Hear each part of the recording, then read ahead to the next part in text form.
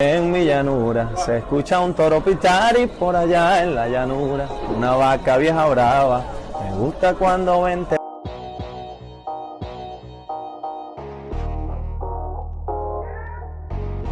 Buenas tardes a todos y estamos acá, un nuevo capítulo de Encuadre Deportivo, el deporte sin fronteras. Y bueno, tenemos hoy con nosotros a una super periodista, hermosa venezolana, que bueno, nos está acompañando una especial entrevista a María Cristina Santoro, o mejor dicho, y mejor conocida como Coquito. ¿Cómo estás? Hola muchachos, muy bien. Y bueno, primero que nada, gracias por la invitación. Es un placer poder conversar con ustedes y gracias por las palabras de bienvenida y presentación. Coquito, bueno, ¿y por qué el periodismo deportivo? Una chica que haya elegido eso, el periodismo deportivo.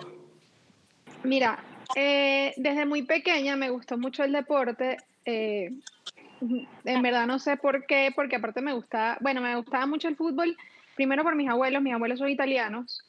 Y en casa, como buenos italianos en la casa, era una tradición que los domingos llegábamos al almuerzo y era ver los partidos de ese día de la Serie A y ver la Giostra del Gol, que es un programa que tiene muchísimos años en la RAI, como que hacía un resumen, o hace un resumen, creo que todavía existe, hace un resumen de cómo iban toda la jornada, ¿no? Y con mi abuelo materno, eso era era como que la ley. Yo llegaba, yo era la nieta única, y bueno, le tocó una niña como nieta única durante 7 años, y él, bueno, me ponía con él ahí a ver eso, y yo era feliz, y al mismo tiempo se había carrera de Fórmula 1, se había carrera de MotoGP, sobre todo cuando empezó el boom de Valentino Rossi. Los italianos como que se volvieron a enamorar de la MotoGP, ¿no? Y después venía el tema de los mundiales, que sí era con mis dos abuelos, porque mi abuelo paterno también es italiano, y era muy gracioso porque yo los veía cómo sufrían y cómo peleaban con el televisor, y yo chiquita, yo era igual, yo iba atrás peleando, de hecho, o sea, recuerdo yo en el Mundial del 94 tenía 7 años, y o sea, eso es algo que yo tengo marcado, esa final está marcada en mi cabeza, y yo creo que fue más por la tensión que había en mi casa que por por lo que mismo que podía entender yo como tal del juego, ¿no?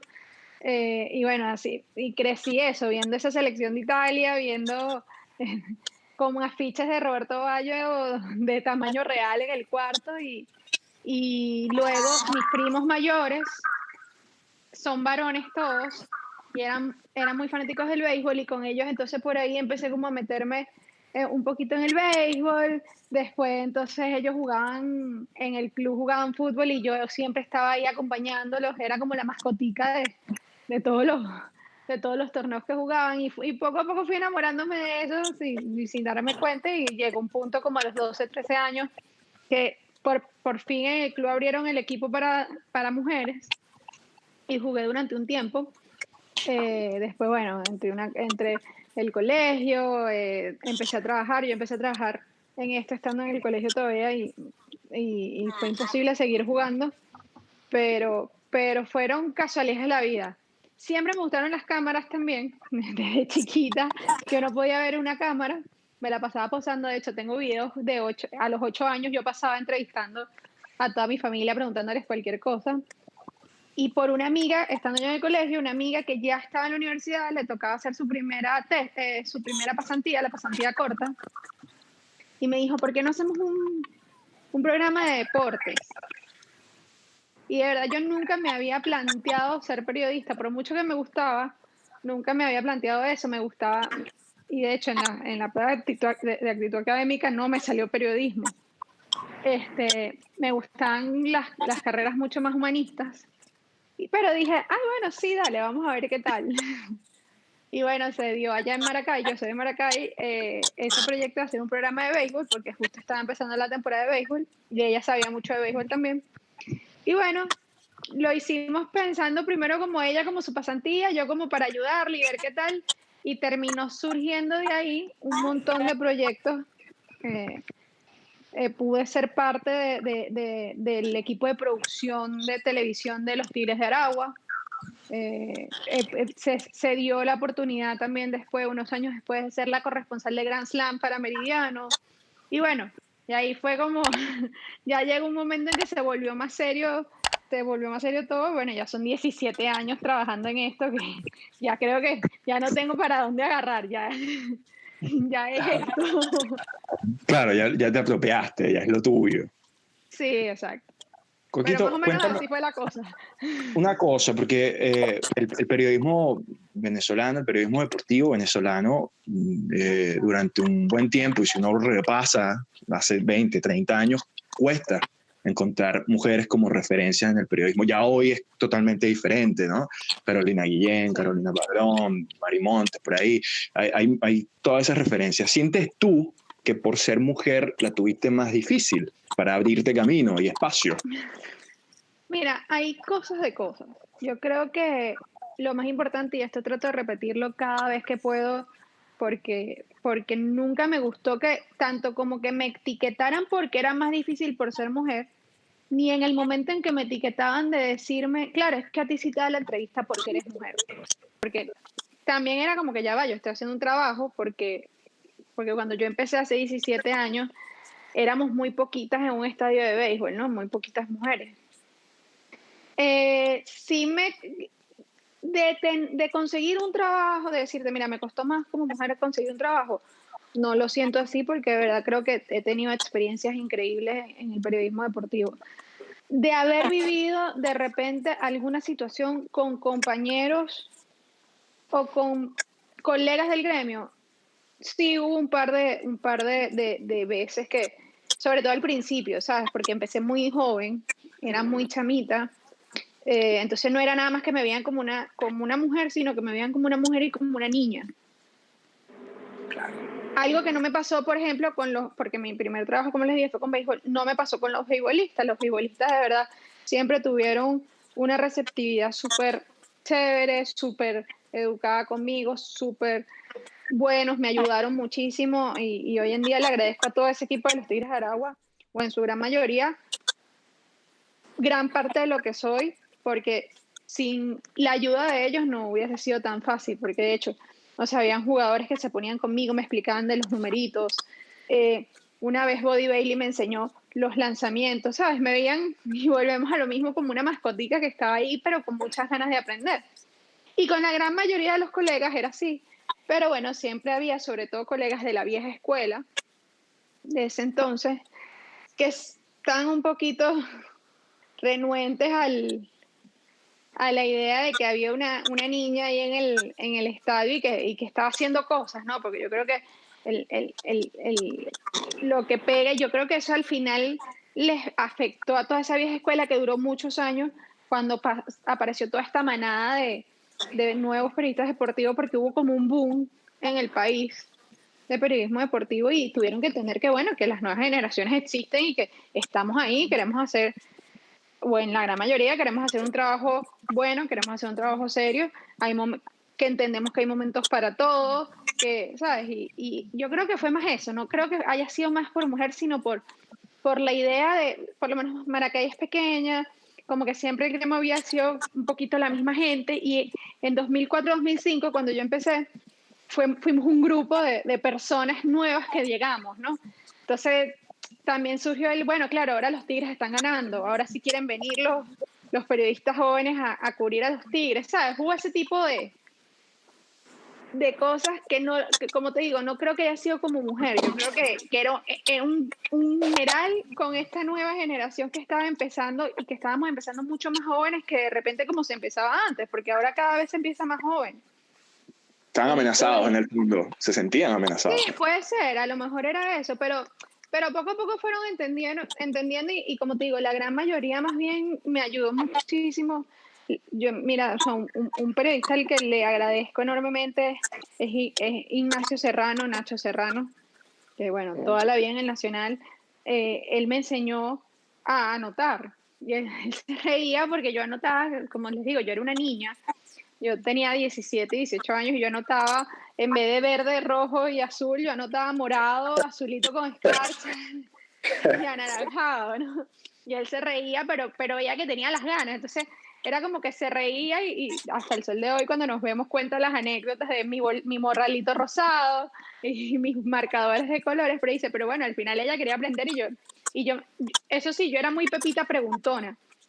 O sea, a mí muchos de mis compañeros contemporáneos conmigo me decían, ¿cómo haces para tener esa relación con un Alfredo Villasmí, con un Ignacio? Y yo, bueno, porque soy Pepita preguntona y no me da pena. Yo me le sentaba al like, hola, ¿por qué haces esto? ¿Y cómo haces esto? O sea, no me daba pena decir que no sabía algo, porque en verdad era muy joven.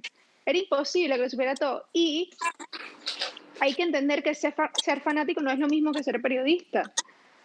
Tú puedes saber mucho de tu equipo y como fanático y todo, pero ser periodista no es lo mismo. Entonces, eso creo que fue lo que más me ayudó, que no me daba pena.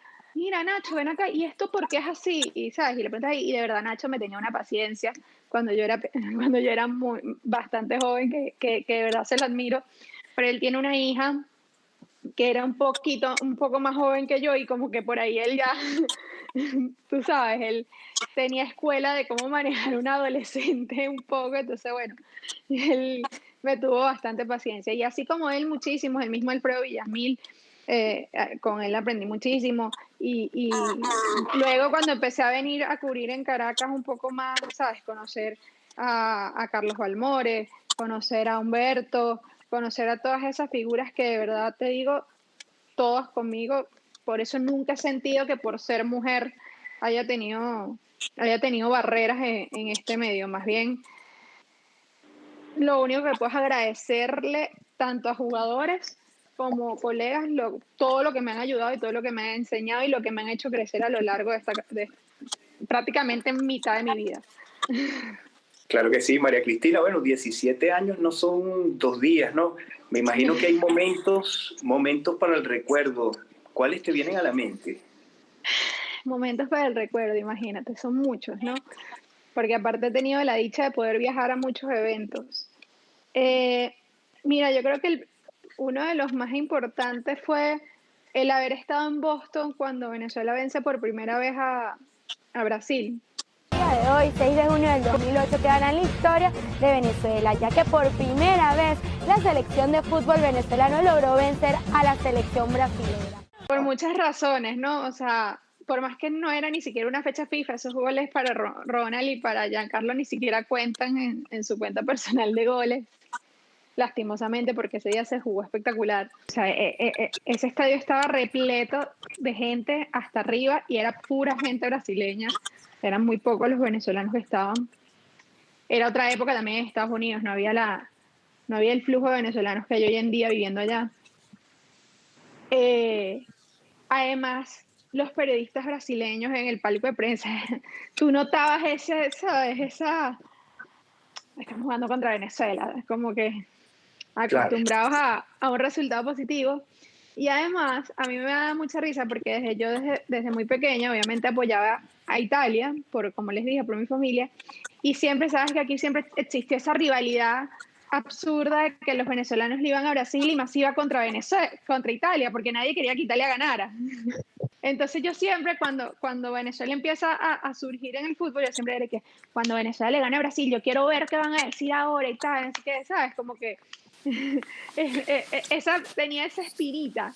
Era una espinita, ¿no? Entonces, te puedes imaginar, fueron como que una mezcla de emociones, aparte que fue mi primera cobertura vino tinto. Habían jugado en Miami, habíamos estado en Miami y nos habíamos trasladado a Boston en mi primera cobertura vino tinto. Ahí fue donde conocí a todos los jugadores. Aparte se portaron súper bien conmigo y con mi equipo de trabajo. Y se creó una bonita relación tanto con la generación que ya estaba establecida como con esa generación contemporánea, con uno que Tomás Rincón, Luis Macei, a Ronald Vargas. Para cerrar esa idea de Boston, creo que esa fue una de las experiencias más divertidas y que más disfruté en vivo. Y ya después, bueno, imagínate, por ejemplo, la Serie Mundial de 2006, yo estaba cachorrísima. Y el llegar a Detroit con ese frío, sola, y bueno, llegar al estadio y todo, y ver lo ídolo que era en ese momento un Manlio Ordóñez, y un Carlos Guillén, pero sobre todo Maglio, que al nivel de que ese día del primer partido de la Serie Mundial estaban repartiendo, saben que en Grandes Ligas siempre reparten cosas en la puerta y eso, y lo que estaban repartiendo ese día era un peluquín para que la gente se pusiera a lo Maglio. a lo Maglio. O sea, imagínate el nivel de ídolo de un jugador para que en la Serie Mundial repartan es eso, ¿no? El día de un juego de la Serie Mundial. Y eso obviamente también fue como que wow, ver cómo uno lo ve en televisión y uno dice, bueno, sí, lo quieren, pero ver el cariño que le tenían en esa ciudad a dos venezolanos en ese nivel fue... Creo que eso hizo que me enamorara un poquito más del béisbol, ¿sabes? Y que me emocionara más aún empezar a seguir más de cerca y laboralmente la MLB, porque yo justamente estaba viviendo en los Estados Unidos, tenía algunos meses que me había mudado a estudiar la universidad allá. Y obviamente yo vivía en Miami, a lo que veía eran los Marlins, que lo disfrutaba muchísimo, porque aparte fue la época de Miguel Cabrera, así que no te voy a decir que no lo disfruté. Pero ya ir a ese nivel de una serie mundial y que dos de las figuras de la serie mundial eran venezolanos, fue como que wow, ok, sí, esto es lo que quiero. O sea, ese día dije como, esto es lo que quiero hacer, de verdad, esto es lo que quiero, a esto me quiero dedicar, esto es lo que quiero cubrir, estas son las historias que quiero contar. O sea, eso me ayudó mucho, ese día me ayudó mucho a entender que en verdad era lo que me gustaba y en verdad era lo que me llenaba. Yo creo que esas dos, y ya por tercero, el poder cubrir MotoGP, que fue un honor que tuve gracias a mi trabajo en Estados Unidos, el poder estar en un circuito y tener a Valentino Rossi de cerca y estar, o sea, pude estar en la parrilla de arranque justo antes de que empezara la carrera con todos los pilotos, el sonido, todo también, porque como te digo, las motos fue como con el fútbol con mis abuelos, que desde muy pequeñita la veía en televisión. De hecho, todo el mundo se ponía los tapones para estar ahí en el grid y yo no quiero tapones, yo quiero escuchar. Y fue un momento muy bonito, además, porque mi abuelo falleció justamente ese año y fue como un recordatorio de muchas cosas, ¿no? O sea, yo estaba ahí gracias a él y sabía de MotoGP y tuve la oportunidad de ver MotoGP toda mi vida, fue gracias a lo mejor. Si él no me hubiese puesto en sus pies a los 4 años a ver una carrera de MotoGP, nunca en mi vida me hubiese pasado por la cabeza ver una carrera de MotoGP, porque aquí en Venezuela hubo una época dorada de deporte motor, pero fue mucho antes que yo naciera. Nuestra generación no ha contado, y de hecho me doy cuenta ahora que estoy de regreso en Venezuela que aquí la MotoGP no es un deporte que hoy en día la gente se afane por ver, ¿no? Entonces, bueno, creo que esas tres son las que más recuerdo con cariño y las que más han significado, porque bueno, aparte, como te digo, la primera vez en un evento tan importante de MLB, la primera vez cubriendo la Vinotinto y que le ganara a Brasil, y bueno, el poder estar ahí en el grid de MotoGP, que bueno, que fue un sueño hecho realidad. Genial. Coquito, bueno, y antes de entrar a hablar de la MLB, justamente que la mencionaste, que queríamos hablar contigo sobre ese tema, me gustaría también que, bueno, nos podrías comentar cómo es la convivencia y la vida de un periodista, tú, como lo dice, en el béisbol nacional, en el José Pérez Colmenares, que era donde estuviste haciendo coberturas con Grand Slam, sí. Todos nuestros estadios. Es increíble, de verdad. Yo, primero que como estaba joven, fue súper divertido, porque para empezar siempre tenía energía. Tener 19, 20 años y poder estar todo el día cubriendo béisbol desde temprano, porque llegábamos temprano a las oficinas hasta las 12, 1 de la mañana todos los días, y de repente de ahí teníamos que salir a Puerto La Cruz corrido, y sabes, a los 20 años no te importa nada, no te cansas, andaba todo el día en tacones y no me importaba. Ahorita ni loca, ando todo un día en tacones corriendo de un lado a otro en un estadio, ¿no? Como digo yo, me quité la careta, ya ando en zapatos de goma por todos lados. Fue muy divertido. Mira, para empezar, que bueno, con los Tigres, como tenía esa gran ventaja que viajaba con ellos, pude conocer gente en todos los estadios.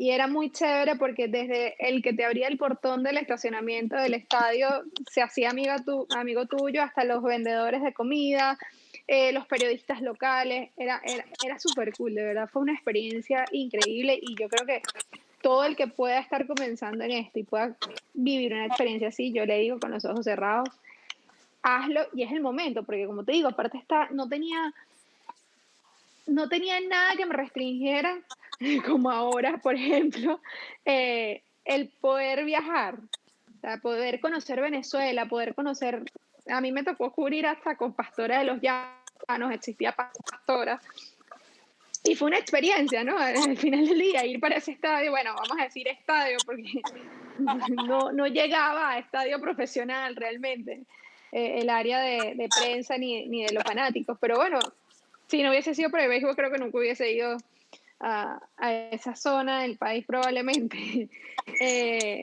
Y bueno, los viajes a Margarita después obviamente siempre eran increíbles, viajar a Puerto La Cruz, a Maracaibo, el poder compartir tal vez desde otra perspectiva con los jugadores también, porque bueno, viajábamos, hacíamos los charters o viajábamos por carretera y ahí conoces también otra faceta del jugador, ¿no?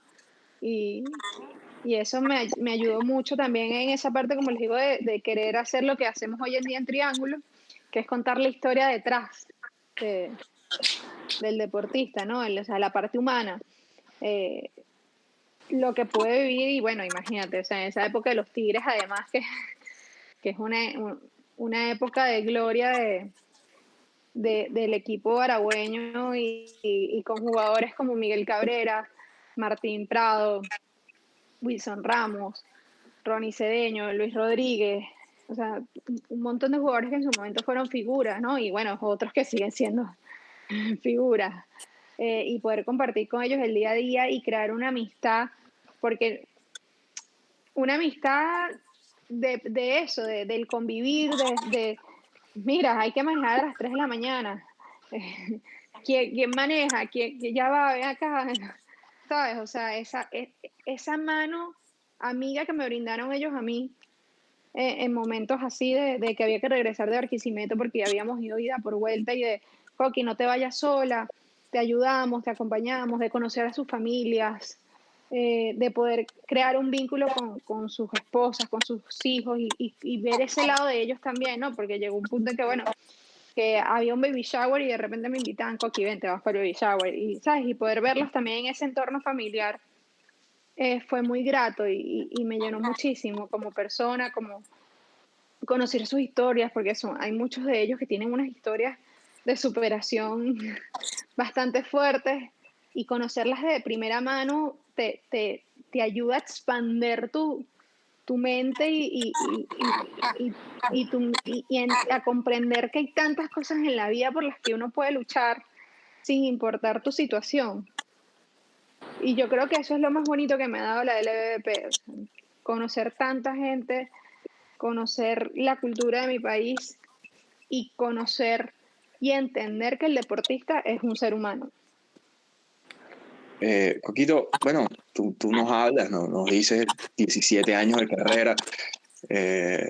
Prácticamente cuando empezaste no habían casi esto de las redes sociales, apenas estaba en su inicio. No existían. No había, claro, Facebook parte por ahí en 2005, 2004, por 2004, ahí. no existían. Entonces, claro, tú viviste como esa transición de lo viejo o cómo se hacía el deporte a, bueno, ahora el deporte se hace de esta forma. Y con Nicolás hemos coincidido que este tema del coronavirus y del COVID-19 parece que le ha dado como un toque al periodismo y al entretenimiento en general, ¿no? A la industria del periodismo, especialmente la del periodismo deportivo. ¿Crees que ese cambio y esto se va a sostener? Porque ahora vemos que el jugador se sale en las redes sociales, hay como un acercamiento, pareciera que se baja de los pedestales a estas figuras que no conocemos, y tú resaltas eso que hablas en Triángulo Deportivo, que también hay una historia detrás, y eso creo que nos ha permitido esta ventana. ¿Lo ves así?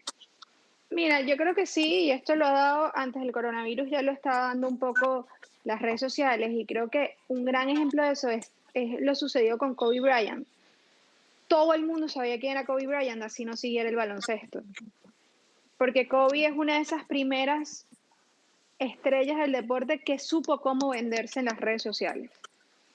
y cómo mostrar lo mejor de él y de su familia en las redes sociales. Y entonces, por eso creo que toda nuestra generación se sintió tan afectado con lo de Kobe Bryant, así nunca lo hubiesen visto jugar. Y yo siempre lo digo, cuando pase algo, Michael Jordan, espero que sea dentro de muchísimos años, probablemente el efecto no sea el mismo con las nuevas generaciones porque no lo vieron desde esta perspectiva cercana, ¿no? Y sí creo que va a continuar, es una tendencia definitivamente, pero también creo que a muchos deportistas, sobre todo ahorita con el coronavirus, se les fue de las manos. Y bueno, y me voy por esa parte del marketing, que también he tenido la suerte de trabajar en el área de marketing deportivo. Sí creo que los equipos, sobre todo los equipos, van a tratar de ponerle un poco de amarre a los deportistas en este sentido, porque a veces dicen cosas y hacen cosas sin pensarlo, porque son seres humanos, así como si de repente estamos nosotros dos haciendo un live hoy como amigos y decimos algo y que lo digamos nosotros dos, a lo mejor no pasa nada. Nos están viendo nuestros amigos de repente y ya, pero si lo está diciendo un jugador con 1 millón de seguidores, 10 millones de seguidores, cualquier cosa que diga puede ser usado también en su contra, ¿no? Y ya ha sucedido de jugadores, bueno, que por las redes sociales han perdido contratos de deportivos. De hecho, hace nada pasó con un jugador que es ficha de la Roma, que ponía fotos con su novia muy explícitas y la Roma le rescindió el contrato. Porque todo tiene un límite. Tú también, cuando tú eres una figura pública, tú también tienes que entender que tú le estás dando... Hay una cantidad de niños y jóvenes que te están viendo y quieren seguir tu ejemplo. Y está bien que no tienen que ser perfectos porque no son robots, pero también tienes que entender que tú como persona, como deportista, eres una marca y tienes que cuidar esa marca. María Cristina, ¿cómo define un triángulo deportivo? Triángulo deportivo, ¿cómo lo defino? Triángulo deportivo es mi bebé. Pero para empezar, es un sueño hecho realidad junto a una de mis mejores amigas. Para mí es una fuente de inspiración porque me ha enseñado a no rendirme, a estar ahí, a tener siempre ahí, a esperar el momento preciso. Porque bueno, Triángulo tiene 6 años, pero hubo unos años en los que bueno, las cosas no estuvieron de la mejor manera y tuve que desatenderlo porque de verdad tenía que dedicarme a cosas más importantes, pero siempre estuvo ahí. Y ahora que lo pudimos reactivar del todo y que está creciendo como está creciendo y que veo cómo otras personas se están enamorando del proyecto, creo que es una fuente de inspiración. Triángulo Deportivo es una fuente de inspiración, tanto por las personas que trabajamos en él como por las historias que contamos. Perfecto. Coquito, mire, y bueno, ahora con esta nueva faceta que te toca, la de madre para el periodismo, ¿cómo ves tú? ¿Cómo piensas que va a ser en esta nueva faceta? Mira, bueno, ya sé que va a ser varón. ¡Hey, felicidades! Teníamos esa disputa en la casa porque yo decía que, bueno, que si así fuese niña, yo quería que corriera MotoGP y jugara fútbol, y bueno, el papá no estaba tan de acuerdo conmigo.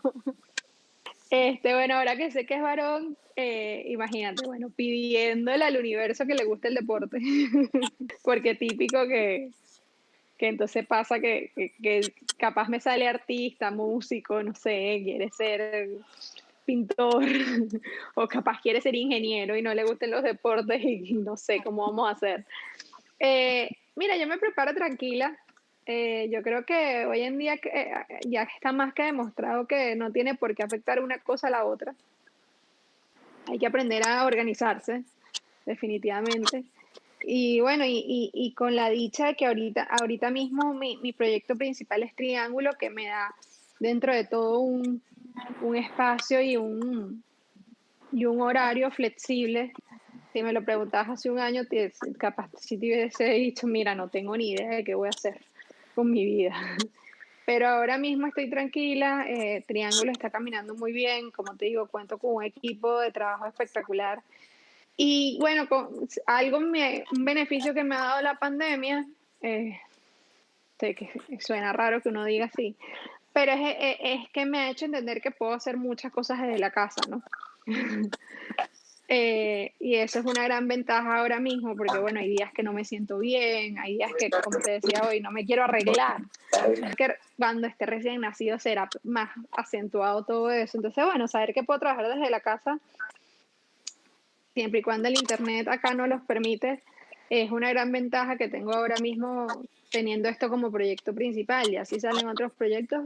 Tengo un proyecto radial que es a las 6 de la mañana y bueno, estoy en esa adaptación todavía porque tenemos como un mes y medio apenas. Y bueno, ya cuando nazca el bebé veremos. El otro día, de hecho, le dije a uno de mis jefes que, bueno, yo vendré con el coche, con el bebé, y me vieron así como que, tómate tus mesecitos, Claro. créate la rutina y después te reincorporas. Y yo, ok. Pero sí, bueno, es poco a poco, es una adaptación. Yo creo que, mira, yo he aprendido que el que quiere puede. Y yo desde muy o sea, desde muy joven siempre tuve el deseo de ser madre y desde muy joven trabajo y siempre dije, no es que voy a descuidar a mi hijo por el trabajo, pero tampoco quiero ser una persona que deje todo por criar a un bebé, porque creo que, sobre todo hoy en día, bueno, es varón, pero si hubiese sido niña más aún, creo que es importante demostrarle a tu hija que ser mujer no es una limitante porque eres la que eres mamá. Y yo soy muy pro ojo, no juzgo a nadie, ¿no? Tengo amigas que son amas de casa y son felices como amas de casa, pero yo soy muy pro dar el mensaje a las niñas de que puede ser ama de casa y una princesita, como puede ser una profesional y ser madre al mismo tiempo, ¿no? Eso, y esa es mi religión y no quiero que deje de ser así ahora que en verdad estoy yo en la posición, porque decirlo sin estar en la posición es muy fácil. Claro. Hay que sí, que las mujeres podemos todo, claro, pero ven acá, espérate, espera que tú tengas tus hijos. Oye, Coquito, y bueno, ya ahora sí cambiando un poquito de tema y entrando en esa materia del béisbol, porque además, bueno, esta semana creo que al inicio estábamos un poco pesimistas. Ahí yo conversaba con los muchachos y les decía, oye, cada vez me convenzo más de que no vamos a tener béisbol. De repente, de la noche a la mañana, todo fue un cambio así drástico. Y mire, muchachos, sí hay béisbol, ya. Va a empezarse 7 días, lléguense, no sé qué. ¿Cómo ves ese proceso? Y porque todo el mundo coincide en que fue como un papelón lo que acaba de pasar entre las grandes ligas, la asociación de jugadores. ¿Cómo ves todo ese proceso en el que, bueno, al final hubo humo blanco, pero pareciera que las cosas quedan un poco ahí como con grietas? Mira, yo creo que la culpa es de lado y lado, ¿no? Yo no creo que tenga 100% la culpa la MLB o la culpa 100% de la Asociación de Peloteros. Sí creo que me parece injusto no dar su brazo a torcer en una situación como esta, tomando en cuenta, pues, si nos vamos al lado de los jugadores, que prácticamente todos los deportistas del mundo tuvieron que bajarse el sueldo, ¿no? O sea, lo vimos en las grandes ligas europeas de fútbol, lo vimos la decisión de equipos de NBA de decir, ok, no jugamos porque sabemos que no hacemos nada yendo a jugar para que termine de haber una liga. Vimos como la MLS decía hacer un mini torneo. Entonces yo creo que, como tú mismo lo dijiste, hicieron un papelón de lado y lado y creo que aceptaron a regañadientes ambas partes cuando se vieron como que, miren, ya de verdad estamos haciendo el ridículo.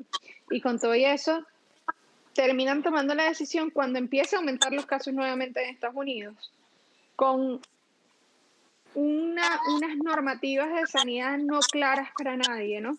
Porque precisamente eso es lo que trataron de hacer la NBA y la MLS, de juntarlos a todos en un solo lugar para que todo sea mucho más fácil y con unas normativas bastante rigurosas.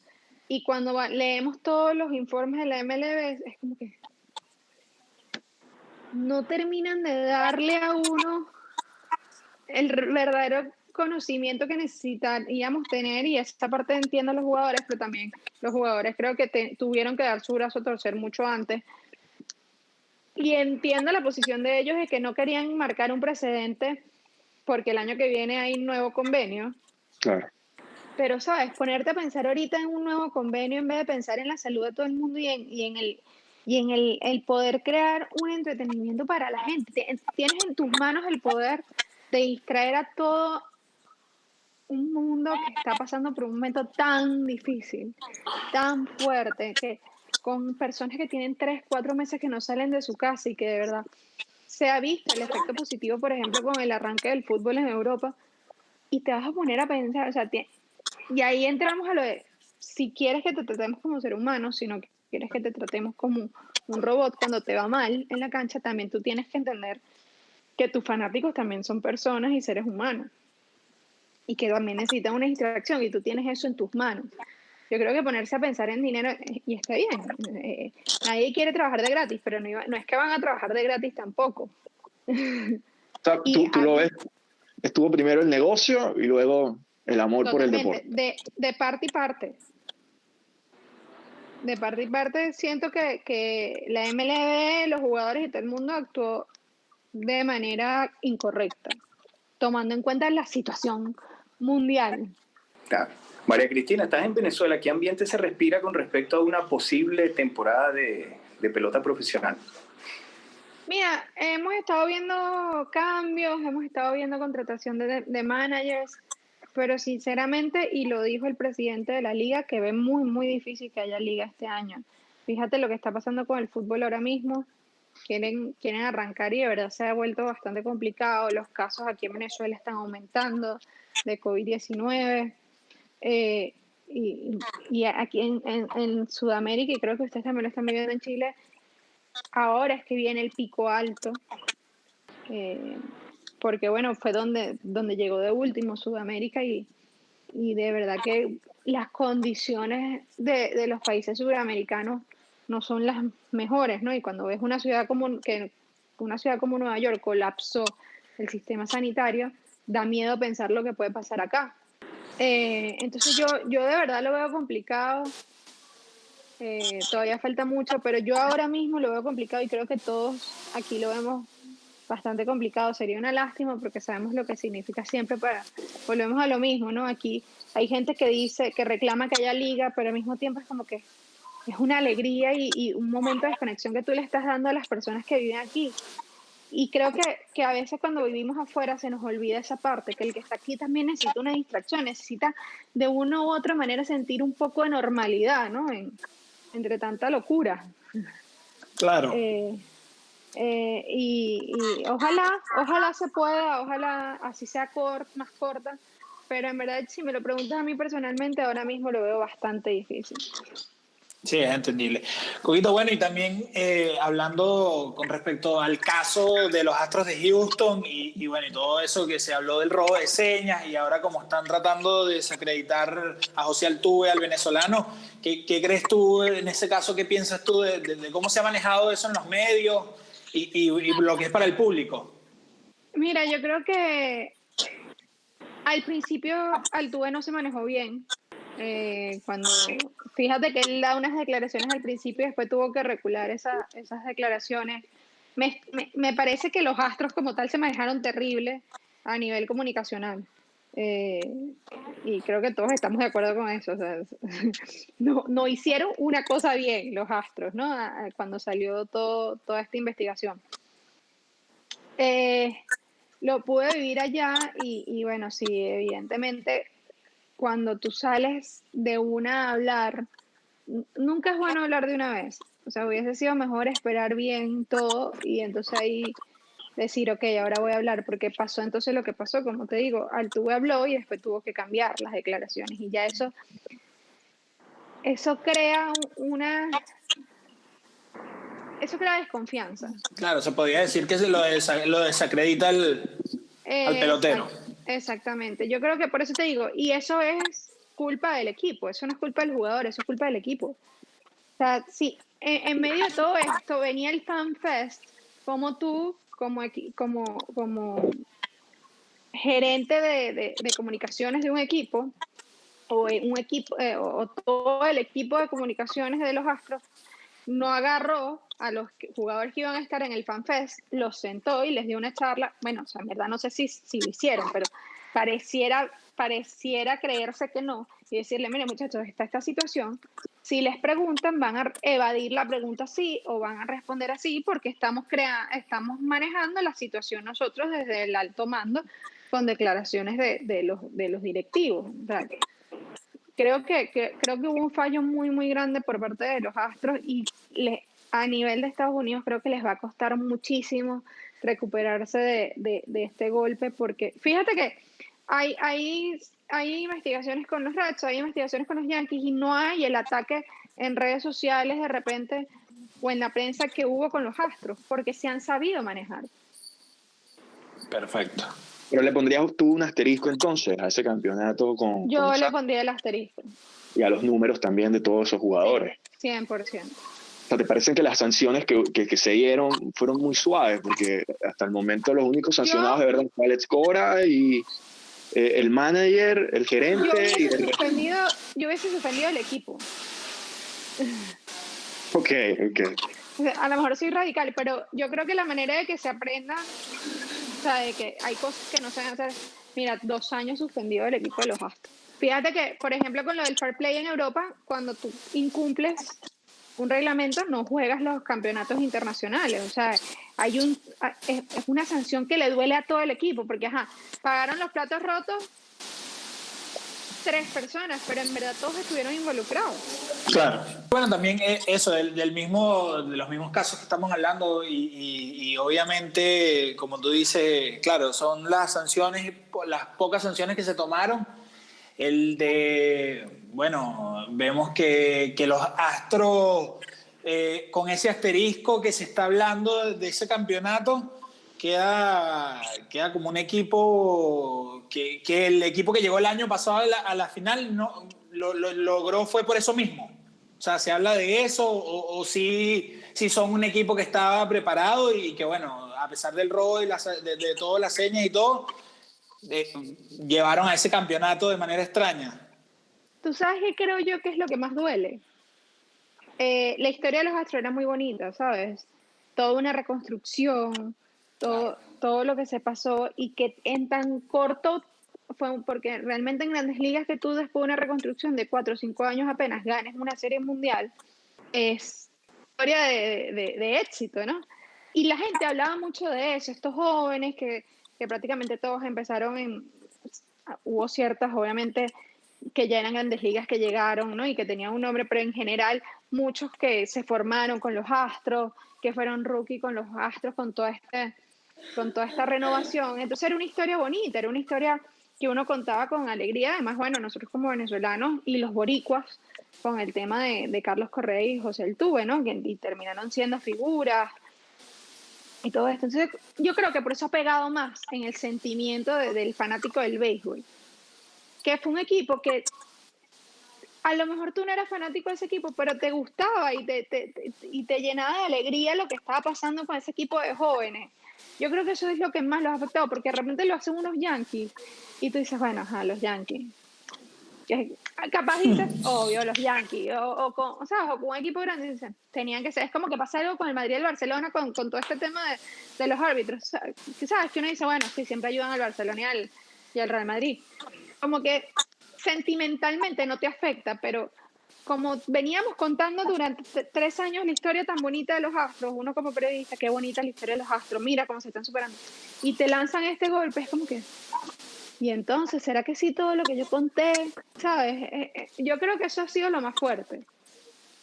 Claro. Perfecto. María Cristina, ¿algún reto que te quede pendiente dentro del periodismo deportivo? ¿Qué te planteas en el futuro? Uy, muchísimos retos. Yo creo que, bueno, o sea, tomé la decisión de dejar todo en Estados Unidos y venirme a Venezuela por muchas razones. Y mi reto es poder salir nuevamente y volver a estar en una cadena. De verdad, lo que aprendí en una cadena internacional fue increíble. Sí creo que mi ciclo ahí había terminado de la manera, o sea, en lo que estaba trabajando en ese momento. Pero mira, mi reto mayor es poder hacer afuera lo que yo hacía aquí. En Beansport tuve varias oportunidades y varios proyectos, pero todos fueron digitales. Muy pocas veces tuve la oportunidad de tener proyectos televisivos. Ese es mi mayor reto. Y otro reto que me pongo es que quiero escribir más. A mí me encanta escribir y de verdad no, creo que nunca me lo he tomado tan en serio como debería, y ese es un reto que tengo, el poder conseguir la concentración para poder escribir y contar las historias que tanto quiero contar. Yo me quedé con el tema de los Astros, me pareció, Okay. me quedó porque bueno, Yo soy radical. sí, sí, porque uno escucha a los periodistas de béisbol, los que cubren la fuente, y bueno, no era como por ese camino, ¿no? Ellos hablaban y siempre hay un poco también de nacionalismo a veces de por medio, porque más que uno seguir los equipos, sigue a las figuras que participan allá de los compatriotas, sobre todo. Pero, ¿te parece? Porque lo que pasa luego con Boston, que simplemente se sanciona al ir a los videos, entonces hace pensar como que precisamente por eso es que se va contra los Astros, porque era una franquicia tal vez no tan histórica como lo sí es Boston o sí lo es los Yankees, por ejemplo. Entonces la oficina del comisionado no quiere manchar a unas organizaciones tan fuertes y tan grandes porque son parte esencial y pilares fundamentales de lo que es el negocio del béisbol. Claro. Mira, yo no... Es que, como te digo, o sea, las sanciones en general de todo lo que fue el caso, sea el que sea el equipo, me parece que fueron ridículas. Fueron unas sanciones ridículas. Yo creo que tuvieron que ser mucho más radicales. Y sí te digo, o sea, un equipo como los Astros, que se demostró que sí hubo trampa, porque bueno, al final del día es trampa. Mucha gente a mí me dice, bueno, pero eso no hace que saques un jonrón. No, pero sí te ayuda mucho saber que cómo viene la bola, ¿no? Es una ventaja, ¿no? En el fondo, al final Sí, es una es una ventaja que no ventaja. tiene. Es una ventaja además hecha con trampa, porque no está permitido. Claro. Y lo que no está permitido es trampa, así de sencillo. Yo creo que sí tuvo que haber más sanciones. Es lo que tú dices, probablemente si nos vamos al periodismo local, va a haber una defensa por nuestro ídolo, ¿no? Como pasó como te digo, como pasa con los boricuas y Carlos Correa, y de repente con el gremio cubano, americano con Gurriel, porque aparte de los latinos somos más pasionales, nos cuesta más somos noveleros, como digo yo siempre, el americano es más tajante, hiciste esto, no, ya, ¿sabes? Es un poco más cortante. El latino es novelero, es pasional, entonces, y bueno, y tú lo puedes ver cuando tú ves una discusión entre fanáticos dominicanos y venezolanos, cuando si un medio venezolano pone algo de un dominicano, o sea, algo bueno en dominicano, entonces los venezolanos empiezan, no, pero no sé quiéncito es mejor, ¿sabes? Y es como que nadie está comparando, estamos dando una información que es real, unos números que son reales. Entonces, sí, y viceversa, ¿no? De cómo somos tan pasionales, a veces nos cuesta mucho aceptar que algo estuvo mal cuando lo hace un ídolo de nosotros o una figura de nuestro país. Entonces, yo creo que ese es el problema más grande que tenemos como periodistas latinoamericanos, que no sabemos sacarnos ese chip, por más que, como tú lo dices, sobre todo en ligas como las grandes ligas, que la mayoría de la gente no sigue un equipo, sino a los jugadores venezolanos, te cuesta más todavía quitarte ese chip de que los únicos buenos son los venezolanos y que son los mejores y que no hay nada igual que el venezolano. Coquito, mire, y aprovechando que estamos hablando de ídolos, ¿crees tú que Vizquel puede entrar a través de la fama, a través de las papeletas? Mira, tú sabes que yo he tenido que cambiar varias veces mi forma de pensar sobre ese tema. Definitivamente yo creo que los números están y él, lo que ha hecho Vizquel con el guante es algo que no se discute. Siempre me ha preocupado es la cantidad de años que él estuvo en Grandes Ligas, ¿no? Porque tiene muy buenos números, pero repartidos en muchos años. Esa es mi preocupación. Me encantaría que entrara y ojalá que lo logre. Yo creo que sí. Si leemos hoy en día los análisis de muchos periodistas que votan, es el de que debería de entrar. Y creo que eso es bueno. Y como te digo, a mí lo único que me preocupa es que cuando tú divides los números por la cantidad de años, de repente se vuelve un poco, bueno, mira, sí, hizo todos estos números, pero también estuvo muchísimos años en Grandes Ligas. Es lo único que me preocupa, pero yo creo que sí debería entrar. Yo quisiera saber, ya que comentaste lo de la MotoGP, si pudiste interactuar con Valentino Rossi, porque dicen que él es bien pesado, dicen. Mira, te voy a ser sincera, pudimos entrevistar ese día a Marc Márquez, a Dovizioso, a Dani Pedrosa, a Lorenzo, y bueno, y ya de ahí para abajo prácticamente a todos. Con Valentino es prácticamente imposible hablar, no porque él no quiera hablar, es que cuando tú estás en el paddock de cualquiera de los otros, hasta el mismo Marc Márquez, siempre vas a tener tiempo para hablar con él. Y probablemente en la agenda que le maneja su jefe de prensa va a haber un espacio, sobre todo cuando eres right holder, como éramos nosotros en Bein Sports, va a haber espacio para ti, ¿no? Con Valentino es imposible, o sea, es una cosa que su paddock siempre está full. Cuando él sale a la rueda de prensa, no hay nadie sentado porque es tanta gente y además que muchos periodistas italianos cubren MotoGP alrededor del mundo. Son muchos los que viajan y evidentemente tienen prioridad para Valentino. Y los italianos son escandalosos, son desordenados. O sea, con ellos no existe una rueda de prensa en MotoGP sentados. De repente, no sé, estaba en Fórmula 1, de repente en Fórmula 1 porque sabes que la Fórmula 1 es un poquito más seria y más, pero en MotoGP que todo es un escándalo, los italianos son los primeros. No sé si alguna vez han tenido el placer de buscar en Google o de ver una carrera narrada por unos italianos y tienes que bajarle el volumen al teléfono, al televisor de los gritos que pegan. Y más o menos se traslada todo eso a la zona de prensa de Valentino, pero sí lo puede tener cerca, sí puede escuchar sus declaraciones en rueda de prensa y de verdad, sí dicen que es muy pesado, pero de verdad ese día con la prensa se portó muy bien. Él es un tipo que a pesar de todo se maneja muy bien, son demasiados años, ¿no? Pero no te puedo decir, mira, sí es verdad, es pesado porque no. Okay, claro. María Cristina, no lo sé. de esa Dígame. experiencia, ¿hay alguna que entrevistas, de tantas visitas, campos de grandes ligas, carreras, hay alguna experiencia especial que te haya dejado? Oye, mira, esa es. Que mira, es una que creo que todo el mundo se sorprende cuando lo digo y creo que la haría 200 millones de veces otra vez. Y es Lolo Stoyanov, jugador de Peñarol. ¿Por qué? ¿Qué fue lo que hay de especial con eso?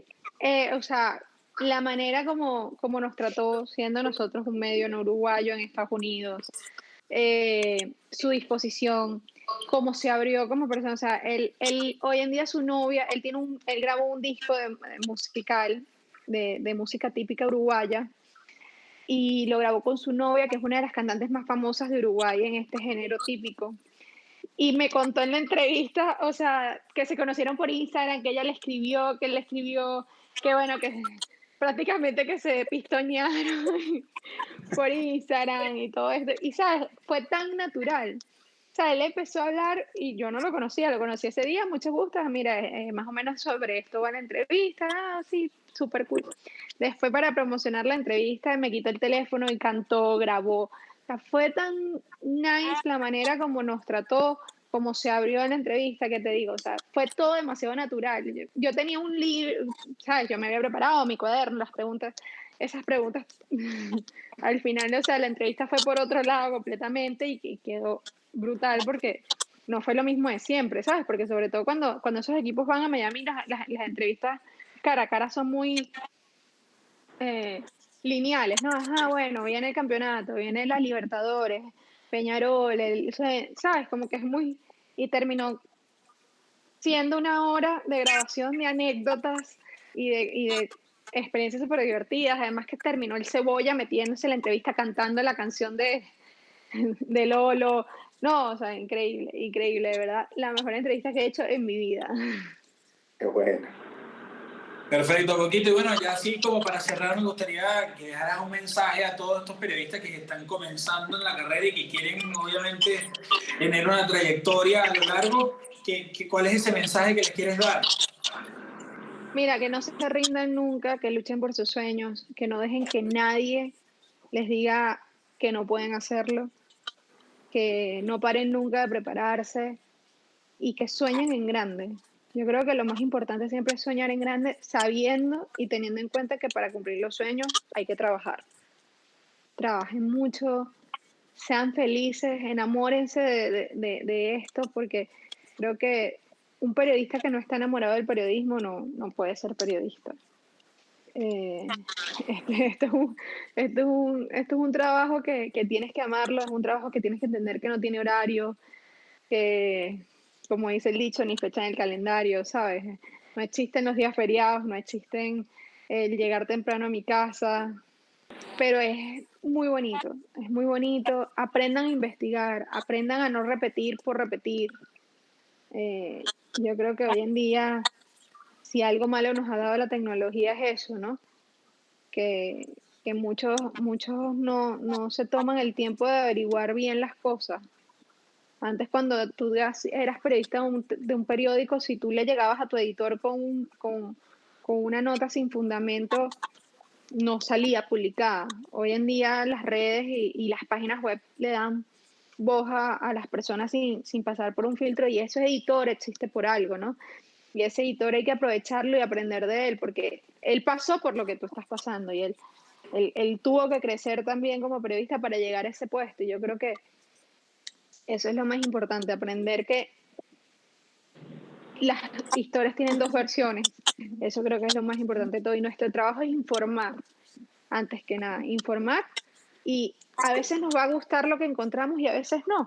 Y hoy en día, en un mundo tan polarizado, y bueno, más en Venezuela, a veces nos cuesta entender eso, ¿no? Que tenemos que siempre saber las dos versiones, las dos historias, y ahí nosotros sí vamos a poder hacer un análisis real. Y que bueno, mira, si esta parte me dijo esto y esta, pero yo averigué por aquí y uní estos cabos, es lo que te va a dar un análisis real de una situación. Y eso no quiere decir que porque sea deporte no es así. Es como el caso de los Astros, como ustedes decían, mira, o sea, el que hizo los trabajos, hay unos trabajos periodísticos increíbles sobre ese caso, y tú ves que hablan con fuentes de los Astros, hablan con fuentes de MLB, hablan con fuentes cercanas a ciertos jugadores, y eso es hacer periodismo.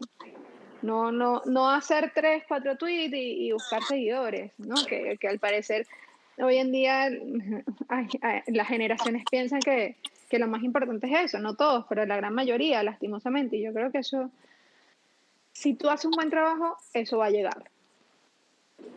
Se tarda más, pero después vas a sentir la satisfacción de que realmente la gente te lee y te quiere por lo que tú o te ve o te escucha por lo que tú haces y por lo que tú les has aportado al deporte nacional o al deporte internacional o a la cultura, o sea cual sea la fuente que decidas cubrir. Perfecto. Oye, María Cristina, agradecerte por todo tu tiempo, por tu espacio y también por la dedicación que nos has brindado en este ratito de conversación que, bueno, nos ha llenado bastante. No, gracias a ustedes, y bueno, yo soy un periquito parlanchín, así que espero que todo les salga bien, muchachos. Y bueno, mucha suerte a ustedes también con todo este proyecto, y que sigan y vengan muchísimos éxitos para ustedes, y que bueno, que Chile les siga brindando muchas cosas buenas, muchachos.